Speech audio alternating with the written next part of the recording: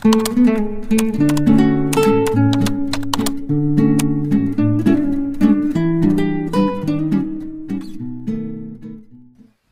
Edison! Saan ka ba nanggagaling? Kanina pa kita hinahanap. Bungad ng kasamahan niya habang papalapit sa kanya. Nakailang ikot na ako sa site. Nahilo na nga ako, hindi pa rin kita nakita. Pasensya na, kaibigan. Galing ako sa CR. Masakit kasi yung tiyan ko.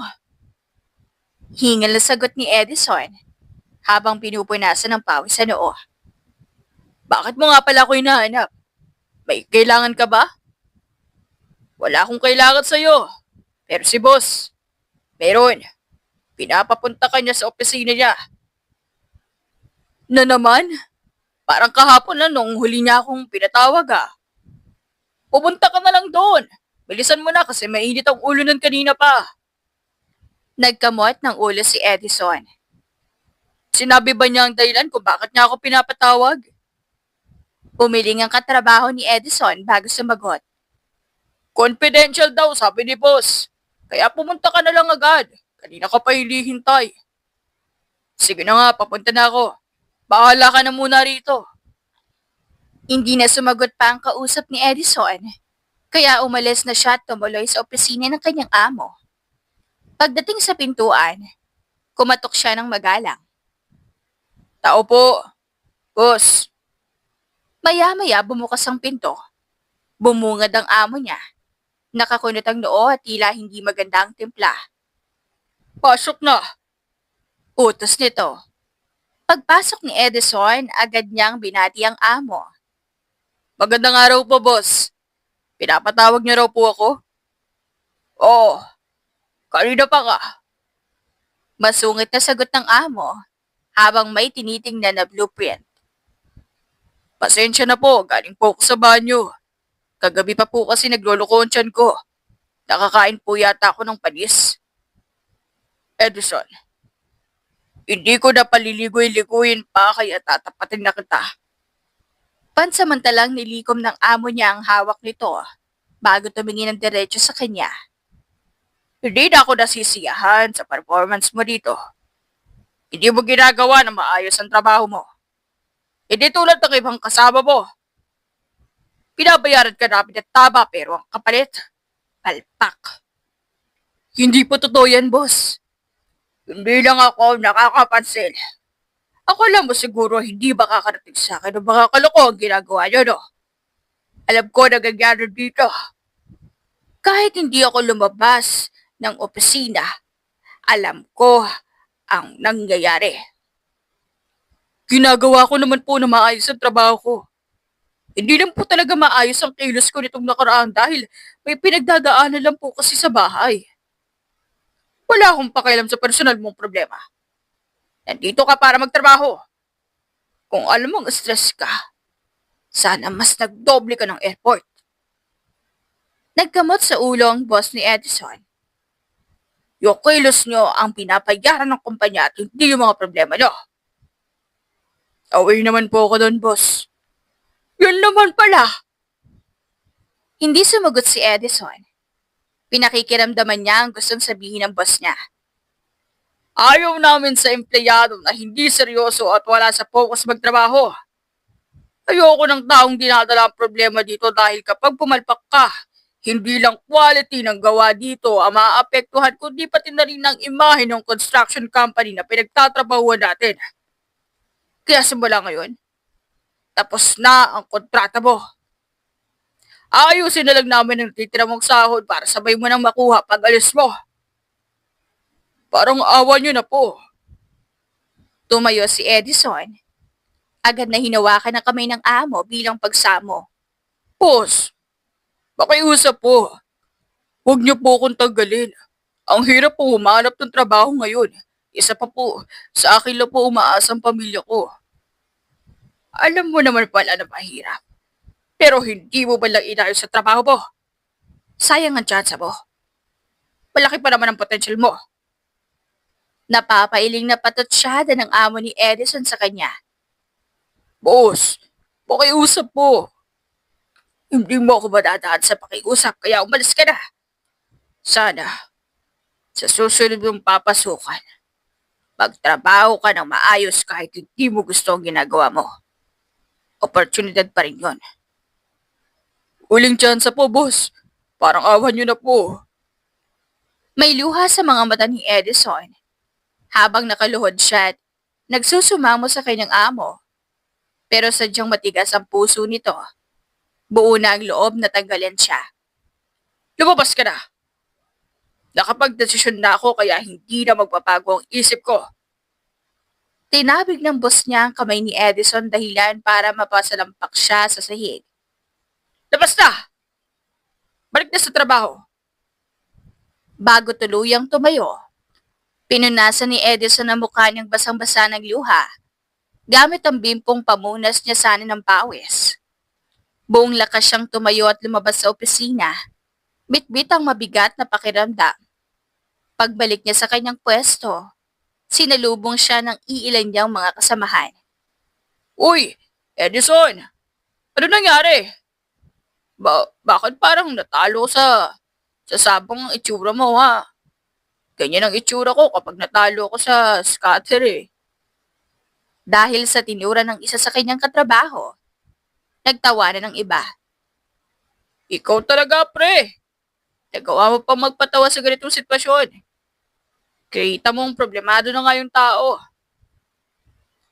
Pinapatawa ko lang naman tong si Edison, pero hindi biro yan, ha? Ganyan talaga ang mukha ko kapag natatalo ko sa sugal. Alam mo yung akala mo tatama ka na sa nilalaro mo. Yun pala, sa asawa mo ka tatamaan. Kasi yung dapat na pabalin niya ng bigas, nauubos mo sa sugal. Ay, buhay! Lalong lumakas ang tawanan dahil sa sinabi ng katrabaho ni Edison. Pero kahit anong lakas ng tawa ng mga ito, tila naging bingi siya dahil imbes na matawa, ay lalo pa siyang nalungkot. Ipinagpatuloy ni Edison ang naudlot niyang trabaho noong nasa CR siya. Nang mapansin ito ng mga katrabaho, nagsimula na mga ito na usisain siya. So, bakit ka nga nakasimangot? Anong problema mo? Ano sabi ni boss sa'yo? Ililipat ka ba ng site? Umiling at saka nagbuntong hininga si Edison. Sinasante na ako ni boss, kaya last day ko na ngayon.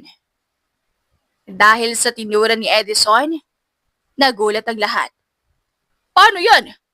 May lilipatan ka na ba? Wala pa nga eh. Pagko-construction at bubuhat lang naman ang alam ko. Ginagawa ko naman ng maayos ang trabaho ko pero ewan ko ba. Siguro may nagsumbong na naman kay boss na wala daw akong ginagawa kaya ako natuluyan. Ay nako, ang galing manira no? Matapos sabihin ni Edison iyon, tiningnan niya ang isa sa pinakamalapit niyang kaibigan na alam niyang may malaking inggit sa kanya. Wala akong alam dyan, kaya wag mo akong tingnan na ganyan. Pinatawag rin ako kanina, warningan rin ako. Mariin itong pagtanggi. Bumuntong hininga si Edison. Sige na, bumalik na tayo lahat sa trabaho. Nakamonitor si boss. Baka pag hindi pa tayo kumilos, hindi lang ako matanggal. Tahimik na bumalik si Edison sa kanyang pwesto at ipinagpatuloy ng trabaho. Kahit alam niyang yun na ang huling araw niya sa site na iyon. Makalipas ang maghapon, matapos ang trabaho, bago umuwi ay binigay na kay Edison ang huling sahod niya. Bago siya tuluyan dumiretso sa kanila, ay bumili muna siya ng pansit bihon na paborito ng kanyang ina na may sakit. Bago siya pumasok ng trabaho noong umaga. Pagtawag ni Edison, nilipot niya ang buo nilang bahay ngunit tanging ang bunso niyang kapatid lamang ang naroon. Kuya Edison, para sa akin po ba yan? Gutom na kasi po ako. Di pa ako nakain. Tura ng batang paslit nang makita ang kuya niya. Bakit hindi ka pa kumakain? Nasaan ba Kuya Jim mo? Nagbilin ako sa kanya na sikasuhin kayo ni nanay. Ibinaba ni Edison ang dala niya sa lamesa at hinawakan ang mukha ng kapatid na madungis pa. Adungis mo. Tsaka si nanay, nasan siya? Nilalagnat pa ba yun kanina?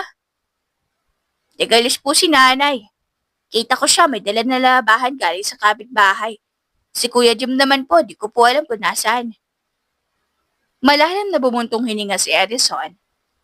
Sa isip niya, kumuha na naman ng labada ang ina kahit pa may sakit ito. Napakapasaway talaga ni nanay.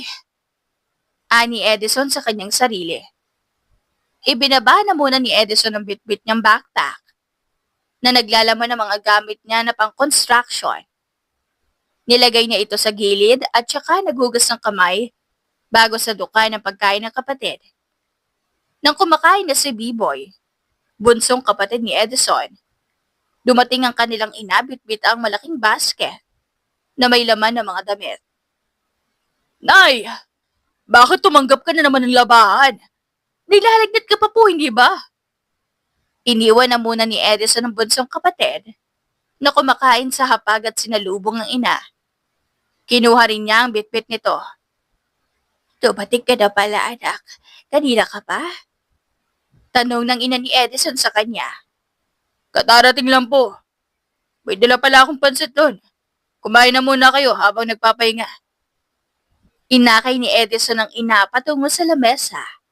Pinagsabihan naman siya ng ina. Ayos lang ako, anak. Hindi po ako kailangan na lalayan. Tsaka kaunti lang naman yung nilaban ko. Kaya, hindi ako gaanong pagod. Maupo na po kayo. Ikukuha ko lang kayo ng plato. Matapos asikasuhin ng ina at bunsong kapatid, pumasok na si Edison sa kwarto at nahiga sa kanyang papag. Makalipas ang ilang minuto, sinundan siya ng kanyang ina. Naupo ito sa kanyang tabi, saka nagtanong. Ay, Diyos ko. Hindi mo kami sinabayad sa pagkain ni B-Boy. Batamlay ka rin. Ayos ka lang ba, anak? Tumikim si Edison. Bumangon siya at tumabi sa ina bago sumagot. Sorry, Nay. Ano nangyari? Bakit ka nagsasorry? May ginawa ka ba? Umiling si Edison. Akala ko makakatulong pa ako sa inyo pero nawalan ako ng trabaho. Yan ba ang dahilan? Kaya para kang lapot na lapot ngayon. Opo. Tsaka iniisip ko rin kasi kung saan ba ako maghahanap ng trabaho lalo na ngayon. Pahirap pa na talaga makahanap ng papasukan. Tsaka lumalaki na si B-Boy. Si Jim naman kailangan na rin bumalik sa pag-aaral. Ikaw naman nagiging sakitin ka na, Nay. Hindi ako pwedeng mabakante. Hindi pwede. Tinapunan si Edison ng payapang tingin ng kanyang ina at saka hinimas ang ulo niya. Huwag mo munang isipin yan. May konting kita naman ako dito sa paglalaba. Gamitin natin ito habang naghahanap ka ng trabaho. May pera rin ako dito, Nanay. Nakuha ko na kasi yung suling sahod ko. Gamitin na natin to. Panggastos dito sa bahay. Dudukot na sana sa kanyang bulsa si Edison ngunit pinigilan siya ng kanyang ina. Ay, ano ka ba? Itabi mo na muna yan. Gamitin mo sa pag-apply mo. Huwag mo ako alalahanan kasi okay lang ako. Okay kami na mga kapatid mo. Sambit ng ina ni Edison habang nakahawak sa kamay niya. Pero, Nay, Itabi mo na yan, ano ka ba? Mas kailangan po yan kaysa sa amin. Hindi na umimik si Edison. Yumakap na lamang siya ng mahigpit sa ina. Mula ng araw na iyon ay naging tahimik na si Edison. Pansamantala siyang tumulong sa kanyang ina na labandera kasabay na paghahanap niya ng trabaho. Makalipas ang isang buwan. tao po! Tao po! Sigaw ng isang lalaki habang kumakatok sa pintuan ni na Edison. Edison, anak, sino yon? Tanong ng ina ni Edison sa kanya. Itinaas ni Edison ang magkabilang balikat niya bago sumagot. Hindi ko po alam. Baka maniningil na naman yun. Talagang yung si Isa, hindi talaga yan titigil hanggat hindi ako nakakabayad sa utang ko sa kanya. Nay, bakit naman kasi nagkautang kayo ng ganun kalaki sa kanya? Hindi naman biro ang 5,000, lalo na't mahirap lang tayo. Paano mababayaran yun? Hindi ko rin alam, anak. Namomroblema na nga ako. Habang nasa kalagitnaan ng diskusyon si Edison at ang kanyang ina, muling kumatok ang lalaki sa pintuan. Sa pagkakataong iyon, binabanggit na nito ang pangalan ng mag-ina. Gayon din si Jim at si B-Boy. Linda! Edison! Jim at Mayboy! Narito ba kayo? Tao po! Usal ng lalaki. Kilala tayong lahat, nanay. Hindi ba natin lalabasan yun para makita natin kung sino yun? Kumamot sa kanyang ulo si Linda. Siya, sige. Magdahan-dahan ka lang ha. Doon mo silipin sa may bintana. Mag-ingat ka ha. Baka tauhan ni Isay yon. Tumango si Edison. Saka siya dahan-dahang humakbang patungo sa bintanang natatakloban ng makapal na kortina. Tao po! Muling wika ng lalaki. Matapos tuluyang makalapit ni Edison sa bintana, ay dahan-dahan niyang hinawi ang kortina. Pagsilip niya, nakita niya ang kanyang tiyuhi na galing sa Maynila. Lumunok si Edison. Nagmasid siya sa labas. Matapos masigurong walang ibang tao, ay dali-dali niyang binuksan ang pintuan. Tiyo, pasok po kayo. Bungad ni Edison. Sa sobrang pagmamadali niya, halos gustuhin niyang hilahin na lang papasok ng kanilang bahay ang kanyang tiyuhin. Ano ba yan? Bakit pa ligagang-aligaga ka? Tsaka bakit nakasarado ang mga bintana? Hindi ba kayo naiinitan? Tsaka kanina pa ako kumakatok doon. Hindi niyo ba naririnig? Pasensya na po, tiyo. Nasaan ba ang ina mo? Naglabada na naman ba? Nasaan si Jim? At ang bunso mong kapatid na si B-Boy? Wala po rito si Jim. Namasukan po siyang katiwala sa isang manukan sa bayan. Si B-Boy naman po ay nasa kwarto kasama si nanay. Ilang taon pa lamang si Jim ah. Bakit nagtatrabaho na? Ikaw, wala ka ba trabaho? Tumikim si Edison. Sasagot na sana siya, ngunit bigla namang lumabas sa kwarto ang kanyang ina. Oh, Linda! Bakit naman sarado-sarado ang bahay? Hindi ba kayo naiinitan? Tsaka kanina pa ako sa labas. Nandito pala kayo. Hindi nyo man lang ako pinagbuksan kaagad. Pasensya na, kuya. Akala kasi dapat ay tauhan ni Isay ako bakatok. 1 linggo na kasi kaming hindi tinitigilan ng mga tauhan niya. Dahil sa sinabi ni Linda, nagsalubong ang magkabilang kilay ni Tasyo. Nakatatandang kapatid niya. Tauhan ni Isay. Sinong Isay? Yung anak daw nagle-lending dun sa kanto. Tumango si Linda bilang tugon. Oh, bakit naman kayo kakatukin at kukulitin doon? May kailangan ba sa inyo yon? Mataas ang boses na tanong ni Tasyo sa bunsong kapatid na si Linda. Kasi... Bakit? Ha? Bakit hindi ka makasagot? Huwag mo sabihin may utang ka doon at nagtatago ka kaya sarado ang buong bahay ngayon. Lumunok si Linda. Hindi siya sumagot. Pagkos, tiningnan lamang niya ang nakatatandang kapatid. So may utang ka daw na tinataguan mo si Isay. Inis na napakamot sa ulo si Tasyo. Ano ba naman yan, Linda? Wala ka ng pinagkatandaan. Hindi ka pa ba nagsasawa? Naranasan mo na nga yung ganyang sitwasyon noong buhay pa si nanay tapos pinaranas mo pa sa mga anak mo. Kuya, hindi ko naman kasi alam na aabot sa ganito eh. Akala ko kasi mababayaran ko siya agad. Bakit? Magkano ba ang inutang mo doon? 2,000. Nahihiyang sagot ni Linda. Oh, 2,000 lang naman pala, bakit hindi mo pa hinuhulog-hulugan? Alam mo namang kung gaano kagarapal magpatong ng tubo yung mga yon, hindi ba? Kasi kuya. Kasi ano? Wala kang panghulog. Hindi ba nagtatrabaho naman ang 2 anak mo tsaka ikaw? Naglalabada ka rin at nangangatulong. Kulang pa ba ang kinikita niyong mag-iina at umuutang ka pa? Ang totoo niyan, Kuya Tasyo. Nawala ng trabaho itong si Edison. Sa gym lang ang nakakapag-abot sa akin.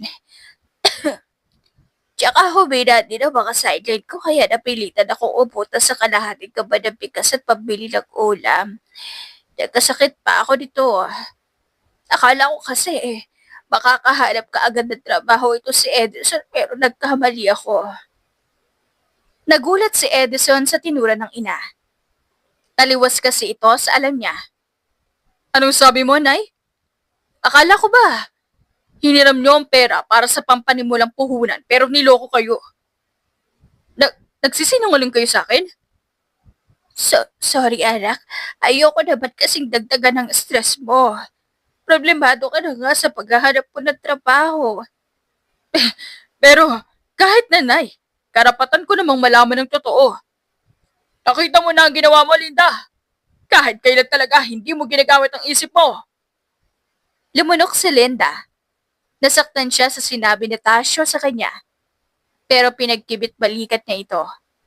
Kuya naman, wag mo naman ako pagsalitaan ng kanya sa harap ng anak ko.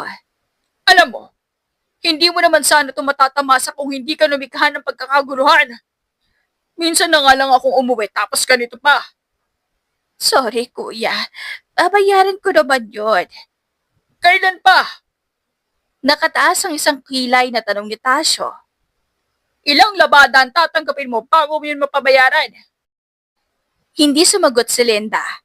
Habang si Tasyo naman ay napagbuntong hininga habang nilalambukos ang muka. Yung 2,000 na utang mo, panigurado na may tubo na yon. At tumutubo pa habang hindi mo nababayaran. Kilala ko yung mga yon. Mataas yun magbigay ng interes. Hindi nakasagot si Linda. Bigla siyang nakaramdam ng hiya dahil alam niya pagsasabihan siya nito. So magkano nga ang total na babayaran mo? Lumunok si Linda bago lakas loob na sumagot. 4,000. Ano? Bingi-bingihan na tanong ni Tasyo. Tama ba ang narinig ko? Tumango bilang tugon si Linda. Sa 2,000 inutang, doble ang ibabalik. Tang-ina talagang mag-ina yan. Pinipigah talaga nila hanggang may mahihita sila. Kaya nga nahihirapan na rin akong bayaran yun. Biglang laki naman kasi. Kumukulo-dugo ko dyan sa utang na yan, ha? Pagbababaralin ko sila eh. Dismayado na sambit ni Tasyo. Paanong gagawin mo dyan? Babayaran ko yun kapag nakaluwag-luwag ako. Nakaluwag? Kailan pa yon? Nanlalaki ang mga mata na tura ni Tasyo. Dumukot siya sa kanyang bulsa sa kamuling nagsalita. Oh, ito ang 6,000. Bayaran mo na si Isay para hindi mo na kailangan tumakbo sa kanya. Kuya, Ano pang hinihintay mo? Gawin mo na. Ibayad mo na yan para naman makapasok ang sinag ng araw dito sa loob. Kaya hindi kayo pinapasuko ng swerte. Ganito ang ginagawa niya sa bahay. hindi na muli pang sumagot si Linda. Maluha-luha niyang iyakap ang nakatatandang kapatid habang malaki ang ngiti sa mga labi. Matapos kumalas ang nakatatandang kapatid mula sa pagkakayakap ni Linda, nagpaalam na kaagad siya para mabayaran na ang kanyang utang. Kaagad siyang lumabas at nagmamadali na. Samantala, naiwan sa loob ng bahay si Edison at si Tasyo. Walang imik si Edison. Tahimik siyang nakatingin sa masungit na tiyuhin. Ilang sandali pa, nagsalita na ito. Oy, Edison, gusto mo ng trabaho? Something came up on his uncle's mind. Something that Edison couldn't reject. Trabaho po? Oo naman po. Gusto ko po ng trabaho para matulungan ko si nanay. Gumuhit ang malaking ngiti sa mukha ni Edison. O sige, bibigyan kita ng trabaho pero hindi dito. Sa Maynila, may bibigay akong trabaho sa'yo. Halos magtatalon sa tuwa si Edison. Ginusto niyang yakapin ang tiyuhin pero pinigilan lamang niya ang kanyang sarili. Maraming salamat po, Tiyo, Tasyo. Maraming salamat po sa pagtulong sa amin palagi. Malamig na tumango bilang tugon si Tasyo. Muli siyang dumukot sa kanyang bulsa at inabot ang dinukot na 1,000 kay Edison. Ay, sinaing na ba kayo? Kung wala yung magsaing ka na't bumili ka na din doon ng ulam. Bilisan mo na ang kilos. Ako na may hihiga ng muna sa kwarto mo. Tawagin mo na lang ako kapag nandyan na ang yung ina para sabay-sabay na tayo kumain. Sige po, Tiyo Tasyo. Ako nang bahala. Tumungo si Edison, saka nagsimulang mag-asikaso ng pagkain. Makalipas ang 1 oras, tapos na sa pagluluto ng pagkain si Edison, habang ang kanyang ina naman ay nakabalik na rin. Sa hapagkainan, nauna nang sinabi ni Tasyo ang kanyang pakay. Isinakto talaga niya na kumakain ang lahat. Linda, hihiramin ko muna ito si Edison ha. May trabaho akong ibibigay sa kanya sa Maynila. Anong trabaho yun, kuya? Usisang tanong ni Linda. Basta, Kuya, hindi pa parang ang layo na badabay nila dito sa probinsya. Hindi ko yata kayang malayo na matagal sa anak ko. Yung 1 araw pa nga lang na wala siya, nag-aalala na ako na kasobra. Paano pa kaya kapag matagal na panahon na? ay naku Linda. Ang tanda-tanda na ng anak mo. Kuya, hindi mo ako masisisi. Kahit naman matanda na ang anak ko, kaya na naging kaagapay ko sa pag-aalaga kina Jim at B-Boy. Siya ang tumayong padre de pamilya. Hindi ako sanay na wala siya sa tabi ko. Lumunok si Tasyo at nagbuntong hininga. Nag-isip siya ng sasabihin kay Linda. Oo siya, sige. Ganito na lang. Sumama kayo sa akin sa Maynila. Doon kayo tumira ni B-Boy sa bahay ko. Kasama ang 3 anak ko. Alagaan mo sila para malibang ka. Para na rin makapagtrabaho ng maayos ang anak mo. Si Jim naman, bibigyan ko na lang din siya ng trabaho. Ipapasok ko siya sa boss ko. Teka, may anak ka na pala? Tumango bilang tugon si Tasyo. Oo, kambal na lalaki at isang babae, bunso ko. Kaya lang iniwan na kami ng nanay nila. Sa makabilang bahay na pero huwag na nating pag-usapan pa ang babaeng yun. Umainit lang ang ulo ko. Baka makapatay pa ako nang wala sa oras. Sige, kuya. Kung ano ba ang nais mo, susunod kami sa'yo. Hindi na muli pang nagsalita ang lahat. Ipinagpatuloy na nila ang pagkain. Makalipas ang 2 araw, Handa na ba kayong lumuwas papuntang Maynila? tanong ni Tasyo sa kapatid na akay-akay ang bunsong anak. Kadarating lamang niya mula sa Maynila, bitbit ang pickup niya. Ang mga gamit nyo, okay na ba? Oo, kuya. Inaayos na ni Edison ang mga gamit namin. Maya-maya lang eh. Tapos na yon. Mabuti naman kung ganon. Si Jim, makakasama ba siya? Tumango si Linda. Oo, tinutulungan niya ang kuya niya. Ilang sandali pa ang nakalipas. Lumabas na si Jim. Bitbit ang 2 malaking bag sa magkabila niyang kamay. Sige na, sumakay ka na at tutulungan ko lang yung magkapatid. Tumango si Linda. Sakay sinakay si B-Boy sa sasakyan bago siya. Nang matapos isakay ang mga gamit na mag-iina, ay sumakay na rin sila at umalis na palabas ng Maynila. Tahimik na nagmamaneho sa Tasyo. Samantalang gising naman si Linda. Ngunit tulog ang mga anak niya. Habang nakatanaw sa bintana, mabilis ang tibok ng puso ni Linda. Labis kasi ang pag-aalala niya sa kanyang anak na hindi niya mapigilan. Makalipas ang ilang oras, ligtas nilang narating ang bahay ni Tasyo. Pagbaba nila, sinalubong sila ng 3 bata na kasalukuyang inaalagaan ng matandang tagapag-alaga ng mga ito. Linda, ang mga anak ko, ang kambal na si Uno at si Dos, ang prinsesa ko si Jade, sila ang alagaan mo. Ang ganda at ang gwagwapo naman ng mga anak mo, Kuya Tasyo. Sinipat ng tagapag-alaga ng mga bata si Linda. Teka lang, Sir Tasyo. Tama po ba ang narinig ko? Siya na po ba mag-aalaga sa mga bata? Oo, Manang. Siya na ang mag-aalaga sa pamangkin niya. Ikaw sa mga gawaing bahay ka na lang. Tumikim si Tasyo. Inutusan niya si Jim at Edison na buhatin na sa guest room ang mga gamit nila. Makalipas ang 2 oras. Linda, ikaw na bahala sa mga pamangkin mo, ha? May kasama ka naman dyan. Magsabi ka na lang kapag may kailangan ka. Ako na bahala sa kanila, kuya. Okay. Malamig na tugon ni Tasyo. Sasakay na sana siya sa kanyang sasakyan nang tawagin siya ni Linda. Sandali lang, kuya. Si Edison pala. Isasama mo na ba? Umiling si Tasyo. Hindi na muna. Dito muna siya para makapagpahinga siya. Bukas na siya magsimula. Ganun ba? O sige. Alis na ako. Babalik pa ako sa bahay ng amo ko. Sige, kuya. Mag-ingat ka.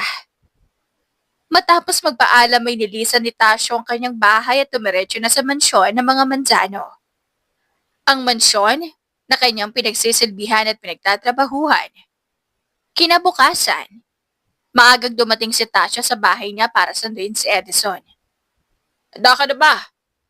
Seryosong tanong ni Tasyo sa pamangkin. Tumango bilang tugon si Edison. Kung ganon, tara na. Sandali, Tiyo. Magpapaalam lamang ako sandali kay nanay. Walang imig na tumango bilang pagsang-ayon si Tasyo sa pamangkin. Samantala, walang patumpik-tumpik na pumasok sa loob ng bahay ng tiyuhin si Edison.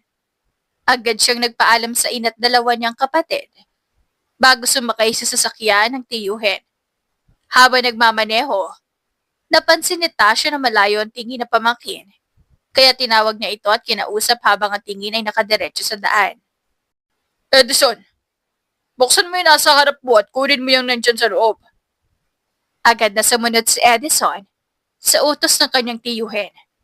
Pagbukas niya, tumambad sa kanya ang isang panyo at gamot na hindi pamilyar sa kanya.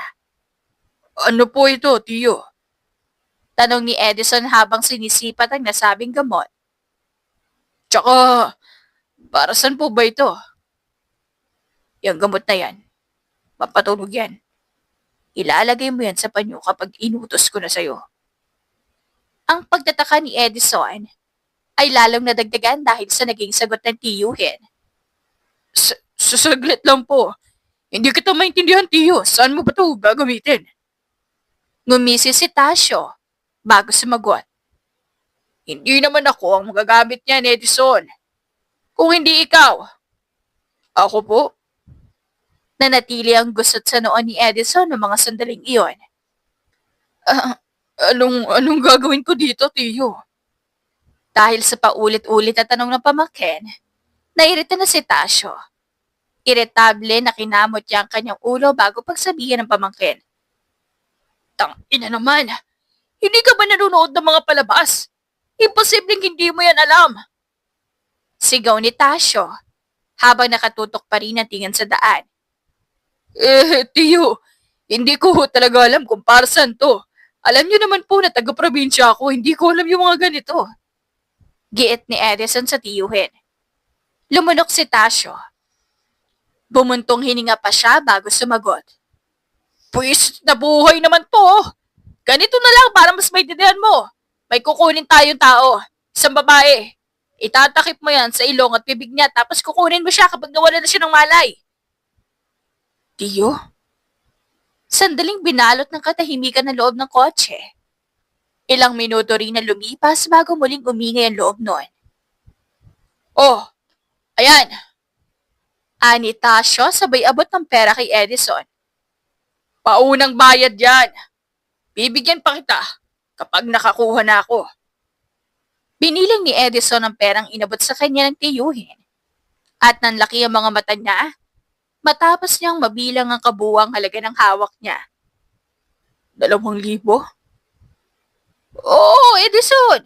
Panimulang bayad pa lamang yan at mas malaki pa ang makukuha mo kapag nagawa mo ng maayos ang mga ipapagawa ko sa'yo. Lumunok si Edison. Isa sa uli na sana niya ang pera nang bigla siyang tutukan ng tiyuhin ng baril at nakadikit pa ito sa kanyang sentido. Ano ba, Tiyo? Baka pumutok mo yan. Nangangatal na sambit ni Edison sa tiyuhin. Talagang ipuputok ko to sa'yo kapag hindi ka pa pumayag. Masamang tingin ni Tasyo ng mga oras na iyon kay Edison at talagang hindi siya nagbibiro. Nakahinto rin pansamantala ang kotseng sinasakyan nila, kaya naman diretso ang tingin kay Edison ang tiyuhin. Alam mo na ang plano ko. Hindi naman pwedeng makalusot ka pa. Ayoko mabulyaso pa ako. Sasabit pa ako dahil sa'yo pag nagkataon. Lalong lumakas ang tibok ng puso ni Edison. Kahit malamig ang loob ng sinasakyan, ay pinagpapawisan pa rin siya. O ano? Papayag ka bang maging tauhan ko? O hindi ka na makakauwi ng buhay sa nani at mga kapatid mo? Huminga ng malalim si Edison. Nilunok niya ang namumuong laway sa kanyang lalamunan bago magsalita. Sige po, Tiyo. Tiyo Tasyo. Papayag na ako. Hindi ako susubay sa utos mo. Wag niyo po sanang sasaktan ng pamilya ko na pamilya niyo rin naman. Matapos marinig ang pagsang-ayon ni Edison, gumuhit ang malademonyong ngiti sa magkabilang labi ni Tasyo. Kulang na lamang ay humawak siya ng tinidor para magmukhang demonyo sa paningin ng pamangkin. Mabuti at nagkakaintindihan tayo. Hindi sumagot si Edison. Malamig na titig ang siyang naging tugon niya sa tiyuhin. Maganda ka na! Malapit na tayo magsimula. Hindi na sumagot pa si Edison. Hindi pa man siya nagsisimula sa nais ng tiyuhin pero labis na siyang nakakonsensya. Gustong-gusto niyang umatras pero wala nang tsansa. Makalipas ang 10 minutong paghihintay, ngumiti si Tasyo. May inabot siyang karatula sa pamangkin at dalidaling pinalabas si Edison ng sasakyan. Ihanda mo na ang lahat ng gagamitin. Gawin mo lahat ng tinuro ko. Kaya mo yan! Nanginginig na isinarado ni Edison ang pintuan ng kotse ng kanyang tiyuhin. Gaya na napag-usapan, nagpaawa at labis na kinuha ni Edison ang simpatsya ng babaeng pinakukuha ni Tasyo. Nang makuha niya ang loob nito, bigla niyang tinakpan ang bibig nito at ipinasok sa kotse matapos mawala ng malay. Nagpupumalagman ang babae. Wala na siyang nagawa dahil unti-unti na siya nanghina hanggang sa mawala ng malay dahil sa epekto ng gamot na ipinalanghap sa kanya. Good job, Edison! Magaling ang ginawa mo! Hindi sumagot si Edison. Nanatili siyang walang imik habang bakas pa rin sa kanyang mukha ang konsensya na kanyang nadarama. Alam mo, Edison, tanggalin mo sa katawan mo yung awa mo. Nakukonsensya ka? Tigilan mo yan. Hindi niyan mabubuhay ang pamilya mo. Kaya kung ako sa'yo, baguhin mo yung pag-iisip mo. Hindi ka uunlad dyan. Hindi naman po kasi ganun kadali yun, Tiyo.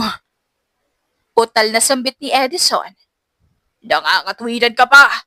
Nagawa mo nga, oh! Nakuha mo nga pinapakuha ko sa'yo. Ituloy-tuloy mo lang yan. Matututo ka rin balang araw. Nais pa sanang tanongin ni Edison kung sino ba ang babaeng yon. Pero pinili niya munang tumahimik dahil ramdam niyang mainit ang ulo ni Tasyo. Ayaw niya itong sabayan. Samantala, dahil buo na ang kanyang plano, dinala ni Tasyo ang dalawa sa isang abandonadong bahay na pag-aari rin ng pamilya Manzano. Buhatin mo yan sa loob. Agad na kumilos si Edison. Binuhat niya ang babae papasok sa pinakamalapit na kwarto. Inihiga niya ito at saka itinali sa kama. Nang matapos si Edison, agad niyang nilabas ang tiyuhin at saka lakas loob ng tinanong. Tiyo, sino ho ba talagang babaeng yun? Bakit po natin siya dinukot? May kasalanan po ba siya sa inyo? Usisa ni Edison kay Tasyo. Wala. Mabilis na sagot nito. Wala? Kung wala, ano po ang dahilan nito? Yung babaeng yun, sa Elizabeth yun, ang nag-iisang anak ni Gino Manzano na pinagsisilbihan ko. pinagsisilbihan. Sandaling huminto si Edison sa pagsasalita. Nang tuluyang maproseso ng isip niya ang lahat, muli siyang nagpatuloy. Anak ng tokwa naman, Tiyo Tasyo! Ano ba pumasok sa isip mo at ginawa mo to? Anak ng amo mo, kinidnap mo? Huwag mo kong pakialaman, Edison. Tauhan lang naman kita dito, di ba? Tsaka pwede ba? Tantanan mo ako sa mga tanong mong nakakainit ng ulo. Baka samayin ka sa akin. Iritableng patotsyada ni Tasha sa pamangkin. Labis na gulat ang nararamdaman ni Edison noong sandaling iyon. Hindi siya makapaniwala na kayang gawin ni Tasha. Ang mga bagay na minsan ay hindi sumagi sa isip ni Edison na kayang gawin ng tiyuhin niya. Alam mo, gusto ko lang naman bigyan ng leksyon ang tatay niyan. Gusto ko na ako maging karma niya. Tsaka hindi mo kilala ang tatay niyan. Masama ang tatay niyan, kaya deserve niyang mawalan ng anak. Tiyo, kahit gaano pa kasama ang ugali ng Gino na sinasabi mo, magulang pa rin siya. Tsak na mag-aalala yun kapag... Hindi pa tapos sa kanyang sinasabi si Edison nang magsalita ang kanyang tiyuhin. Dumukot pa nga ito ng baril at itinutok ito sa bintana at saka ipinutok. Tiyo, ano ba? Ani Edison. Napatakip siya sa magkabila niyang tenga matapos umalingaw-ngaw ang putok ng baril. Tama na nga po. Baka makatama ka pa po. Ikaw ang susunod na tatamaan ng bala ko kapag hindi ka tumahimik dyan. Masyado kang maingay. Para kang babaeng putak ng putak. Isa pang komento mo. Sunod kong tututukan ng baril. Yang bibig mo. Napaatras na lamang si Edison dahil sa paninindak na ginagawa ng kanyang tiyuhin. Ayaw niya ng gulo. Ngunit anong laban niya sa armadong tiyuhin? Matapos mag-usap ang magtiyuhin, nagpaalam na si Tasyo at nag-iwan ng mga paalala bago tuluyang umalis. Huwag mong sasaktan si Ellie. Alagaan mo siyang mabuti ha. Tiyakin mong nasa maayos siya dahil ikaw ang malalagot sa akin. Iuwi ko pa siyang buhay sa ama niya. Tumango bilang tugon si Edison. Oo nga pala. Binilan kita ng telepono. Gamitin mo yan para makapag-report ka sa akin. Oh, Tiyo. Ano yun? Pwede ko rin ba itong gamitin para kontakin si nanay? Parang ang layo na kasi ng lugar na to sa kinaroroonan nila. Gusto ko lang na makausap sila palagi. Hindi mo na kailangang kontakin ang nanay mo. Magpapadala ako dito ng karelyebo para makabisibisita ka sa kanila. Huwag mo na siyang intindihin. Nasa mas maayos na kondisyon siya doon. Sige po, kung yun ang nais nyo. Sige na. Alis na ako. May mga pagkain na yan, kaya ikaw na bahala kay Ellie. Alagaan mo siya mabuti ha. Ako na bahala na maglinis nito lahat. Nang matapos si Tasha sa kanyang mga dapat sabihin, naglakad na siya palayo. Ngunit may nakalimutan siyang sabihin kaya muli pa siyang bumalik. Edison! Sambit ni Tasha sa pamangkin. May nakalimutan pa pala akong ipaalala. Ano ho yun, Tiyo? Magkasalubong ang magkabilang kilay na tanong ni Edison. Kapag tumawag ako o ikaw ang tumawag sa akin, ugaliin mong tawagin akong boss. Huwag na, Tiyo Tasyo. Baka mapahamak pa ako at mabilyaso ang mga plano ko. Palagi ko pa naman kasama ang tatay ni Ellie dahil personal driver at bodyguard niya ako. Sige po boss. Masusunod po. Tumango si Tasyo sa katuluyang umalis. Matapos makita ang pag-alis ng tiyuhin, pumasok na sa loob si Edison. Pinuntahan niya ang walang maling na dalaga at naupo sa harap nito. Alam mo, hindi ko alam ang tunay na dahilan kung bakit ginusto kong ipadukot ng tiyuhin ko pero humihingi ako ng pasensya sa'yo. Sorry kasi hindi kita pwedeng pakawalan. Hindi kita pwedeng itakas kasi kilala ko sa Tiyo Tasyo. Kahit pamangkin niya ako, papatayin niya ako. Ayoko pang mamatay. Ayoko maproblema nanay ko. Hindi pa kaya ng pamilya kung mawala ako. Habang kinakausap ni Edison ang babae sa kanyang isip, unti-unti itong nagkamalay at ang tuluyan itong dumila. Sumilay sa kanyang harapan si Edison. Sino ka? Nasaan ako? Anong ginagawa ko dito? Sunod-sunod na tanong ni Ellie. Huli na niyang napagtanto na nakatali ang mga kamay niya sa gilid ng kama. Teka, pamilyar ka. Bumuntong hininga si Ellie. Kinilatas muna niya ang lalaking nasa harap niya bago muling magpatuloy. Ikaw nga yung lalaking humihingi ng tulong sa akin, hindi ba?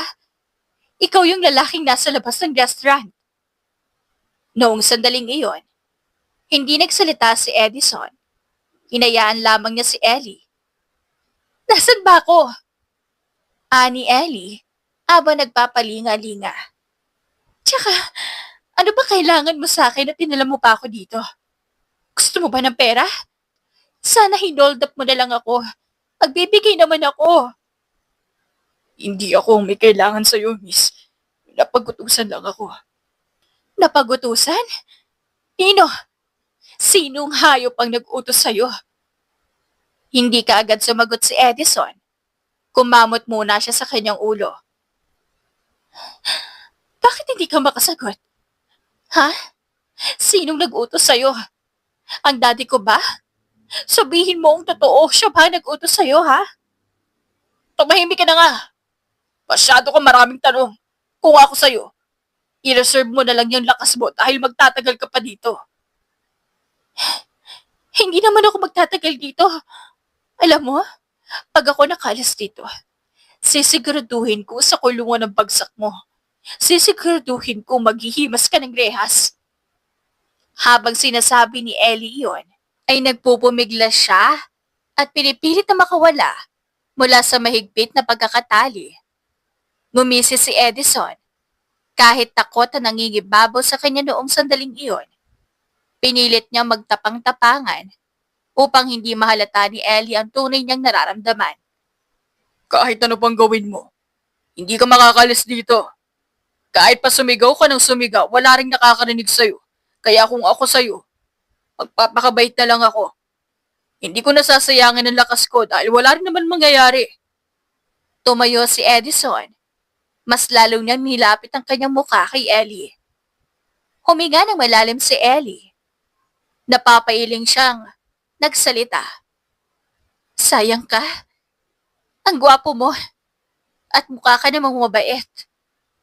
Bakit sinasayang mo ang buhay mo sa ganitong gawain? Tumitig si Ellie sa mga mata ni Edison. Pero mabilis itong nag-iwas ng tingin. Bakit? Bakit ginagawa mo to? Ano bang kasalanan ko sa'yo? Na hindi nga kita kilala. It's none of your business, okay? Matapos sabihin ni Edison yon, ay lihim siyang napatawa.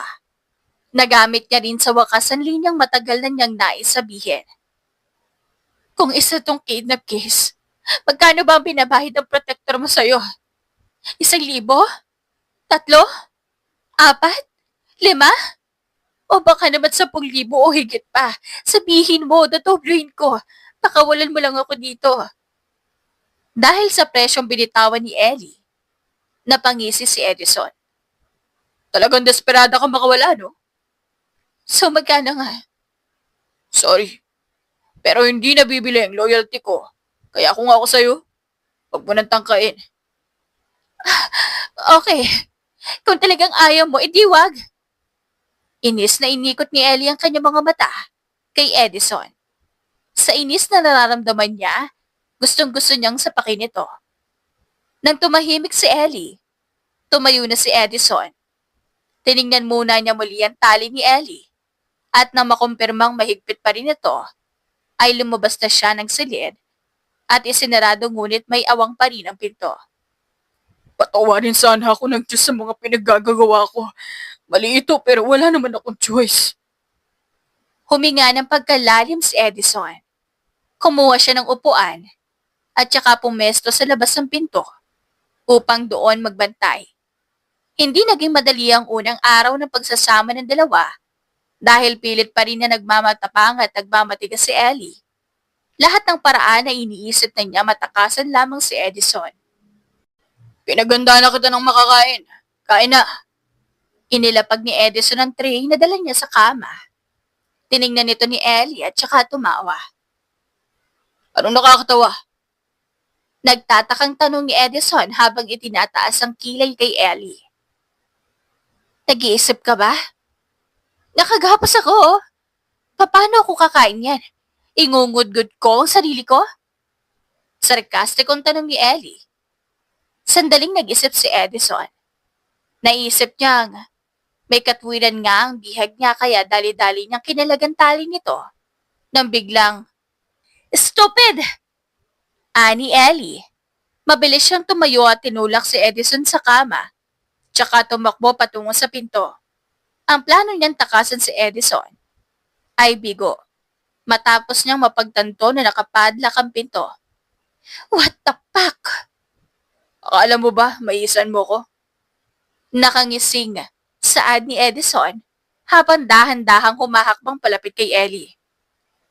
Alam ko. Nakagawin mo yan, kaya nila ko yan. Habang natutulog ka. Kanina pa ako nandito kasama mo. Hindi mo ba napansin na malamig na ang pagkain? Kung sa bagay, hindi mo nga nararamdaman na kanina pa ako dito sa loob.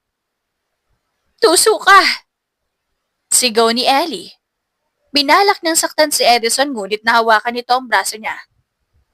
Mas tuso ka. Inisip mo ngang isahan ako, di ba? Pero alam mo, hindi mo mataas ang antas ng pinag-aralan ko. Hindi ako kasing stupid ang iniisip mo. Kaya balik doon. Agad na sumunod si Ellie sa utos ni Edison. Naupo siya sa pwesto niya. Kakain ka ba o hindi? Tanong ni Edison. Umiling si Ellie. Hindi pa ako nagugutom. Kung ayaw mo, hindi wag. Muling ibinalik ni Edison mula sa pagkakatali ang kamay at paa ni Ellie. Mas mahigpit iyon kumpara kanina. Hindi na ako makakilos. Nasasaktan na din ako. Sana inisip mo yan bago mo ko takasan, pasaway na babae. Sungit mo naman. Alam mo, miss, wala akong panahon na makipaglukuhan sa'yo, ah. Total naman ayaw mong kumain. Matulog ka na lang dyan. Tumalikod na si Edison. Lalabas na sana siya na pigilan siya ni Ellie. Sandali. Pagpipigil nito. Paano ako matutulog kung ganito mo ko itinali? Hindi ko malipat yung unan ko sa ulo ko. Problema mo na yan. Masungit na sagot ni Edison bago tuluyang lumabas sa naturang silid. Kinabukasan, maagang nagising si Edison nang lingunin niya si Ellie. Mahimbing pa itong natutulog habang nakatungo sa gilid ng kama. Natulog kasi siya sa parehong silid dahil sinamahan niya ito sa kadahilan ng magdamag nag-iiyak si Ellie.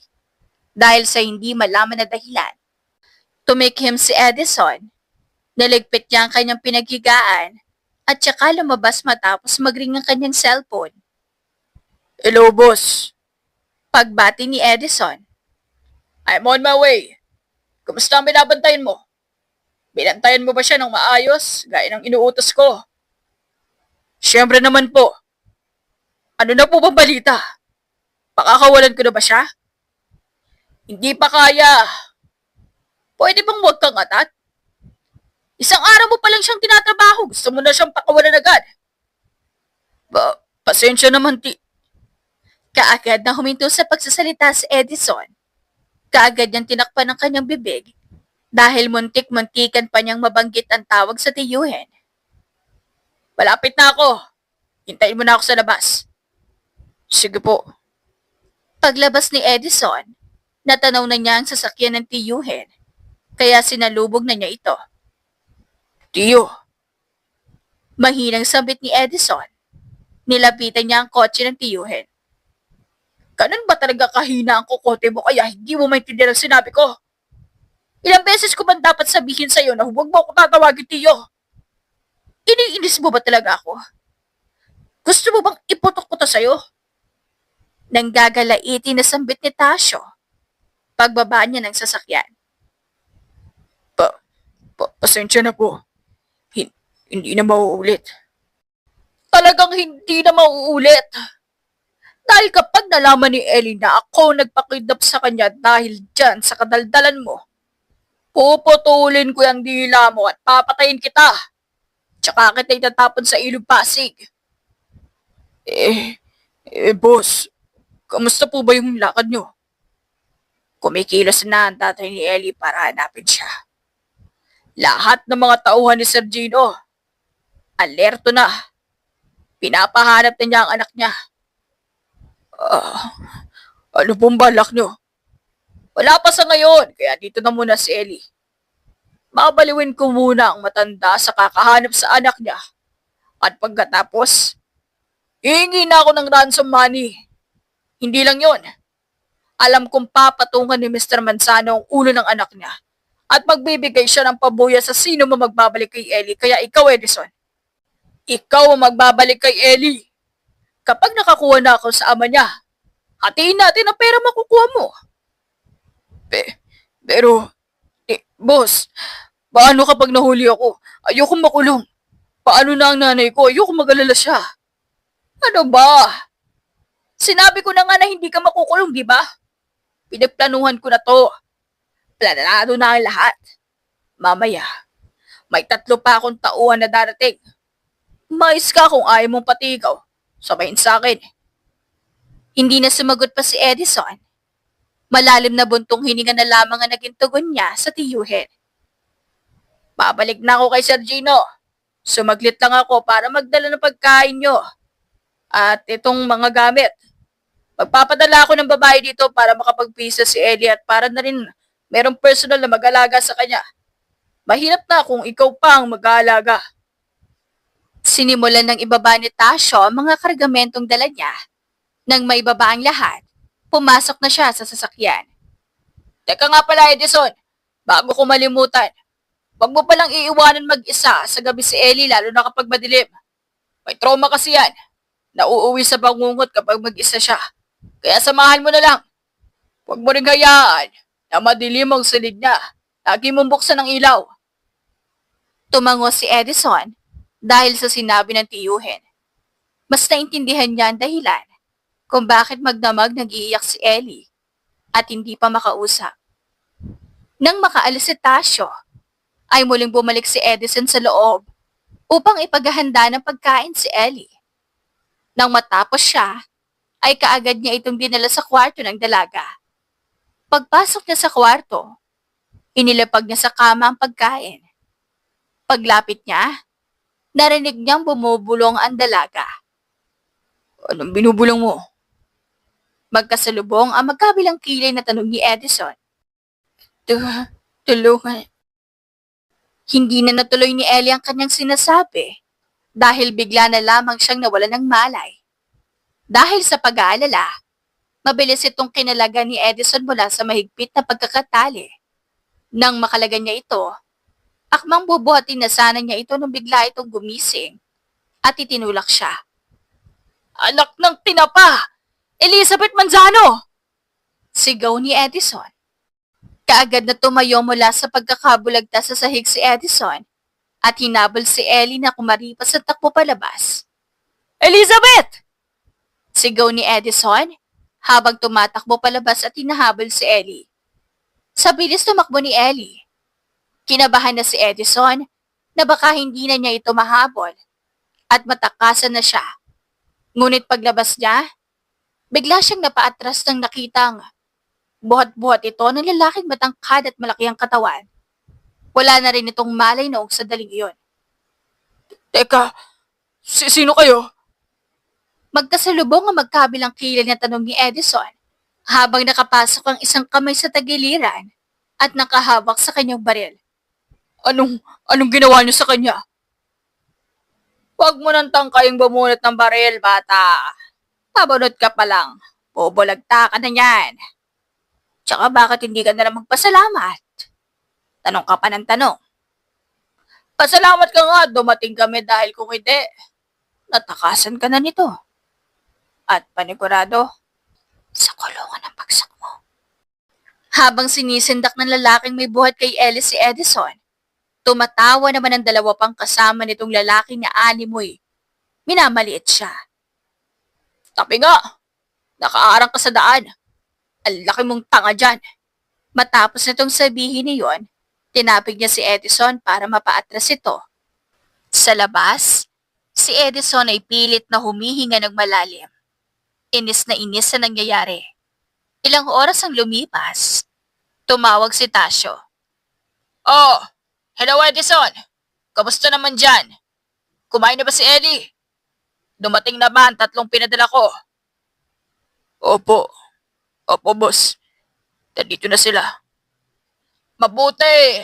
Basta huwag yung sasaktan si Elizabeth, ha? Opo. Opo, boss. Pero hindi pa tapos si Edison sa sasabihin niya nang biglang sumulpot si Bulldog at hawakan siya sa balikat. Talagang nagsusumbong ka pa, ha? Sabay hampas ng cellphone sa dibdib ni Edison. Nagpanting ang mga tenga ni Edison sa panlalait ni Bulldog. Napakaangas mo eh. Baguhan ka lang dito. Hindi ko ginagamit ang tiyuhin ko para umangas. Laking probinsya ako. Subukan mong maliitin pa ako. Tingnan mo nga katawan mo. Sunod na maririnig ay ang lagapak ng suntok ni Edison sa mukha ni Bulldog.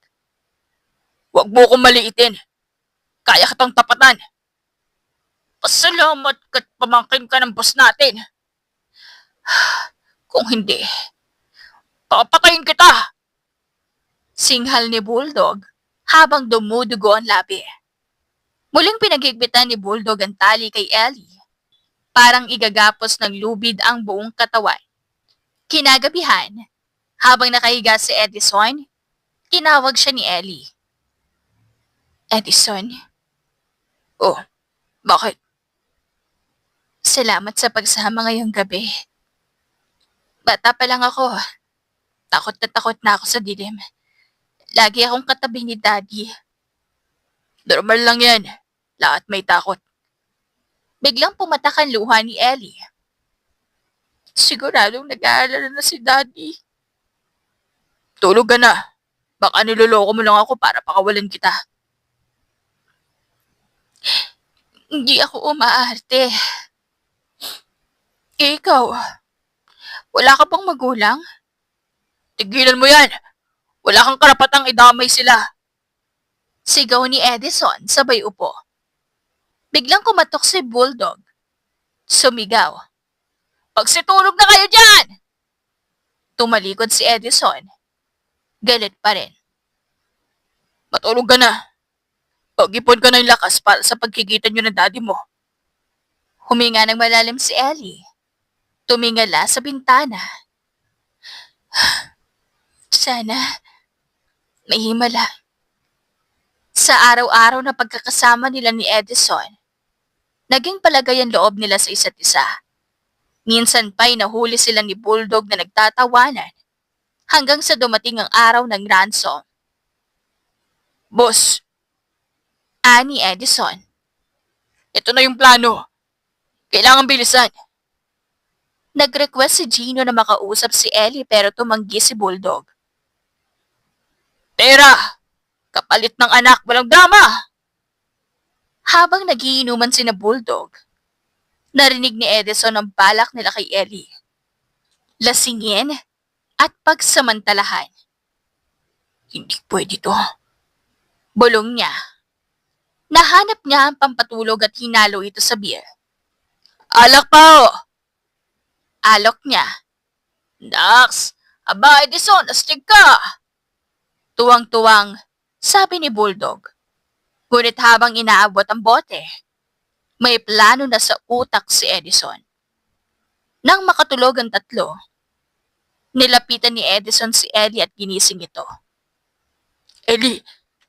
Ellie, gising! Kailangan nating umalis. Bakit mo ko tinutulungan? Kasama ka sa kanila. Hindi ko kayang pabayaan kang lapastanganin. Tumakas na tayo bago sila magising. Pinilit ni Edison na makatayo si Ellie. Hindi lang ako ang tatakas. Sasama ka.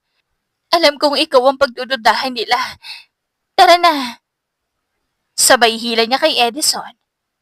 Sa biyahe natulog si Ellie sa balikat ni Edison. Parang magkasintahan. Magkatabi sa upuan. Pagdating sa Maynila, nandito na tayo, sabi ni Edison. Hanggang dito na lang ako. Pero hinabol siya ni Ellie at niyakap mula sa likod. You save me. Now I'll save you. Huwag na. Umalis ka na. Hindi ko kailangan ng kapalit. Hindi ako uuwi nang hindi ka kasama. Ellie. Sama ka. Gusto mo man o hindi. Sabay hawak sa kamay niya. Pagdating sa mansyon, inescort sila ng mga gwardya. Ma'am Ellie, halos mabaliw na si Sir Gino sa pagkawala niyo. Tahimik si Edison habang hawak ang kamay ni Ellie. Pagdating sa kwarto, nakita nila si Gino. Natutulog. Yakap ang unan ni Ellie. Dad, I'm back. Pagdilat ni Gino, napayakap ito ng mahigpit. Hindi ako nananaginip, di ba? No. No, Dad. Totoo to. Nang makita si Edison, biglang tumayo si Gino. Ikaw! Ikaw yung nasa CCTV, kidnapper ka! Dad, please, huwag mo siyang ipakulong. Anong sinasabi mo? Mahal ko siya, Dad. Siya ang tumulong sa akin. Napabuntong hininga si Gino. Tinawag ang mga tauhan at ipinasok si Edison sa guest room habang kinausap si Ellie. Si Kuya Tasyo. Si Kuya Tasyo ang utak ng lahat, Dad. Alam niya ang lahat. At siya ang nagturo kay Edison.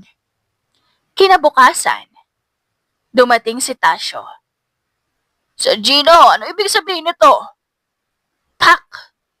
Sinuntok siya ni Gino. Akalain mong traitor ka. Biglang nagpakita si Ellie. Akala ko may malasakit ka. Gusto mo lang pala kami sirain. Ma'am Ellie, so sorry. Dalhin niyo na siya sa presinto. Utos na Gino. Habang kinakaladkad, sumigaw si Tasyo. Maghihiganti ako! Tahimik si Edison. Ngayon niya lang naintindihan ang tagumpay ng tiyuhin niya'y bunga ng panlalamang. Nahuli rin sina Bulldog at ang kasamahan. Si Edison, pinalay at ginawang witness.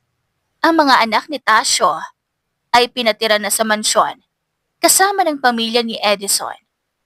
Paglipas ng 1 taon, may sorpresa ako, ani Ellie habang yakap si Edison. Pagbukas niya ng kahon, 3 positive pregnancy test. We're having a baby. Magkakapamilya na tayo. Sambit ni Edison, bakas ang luha at tuwa.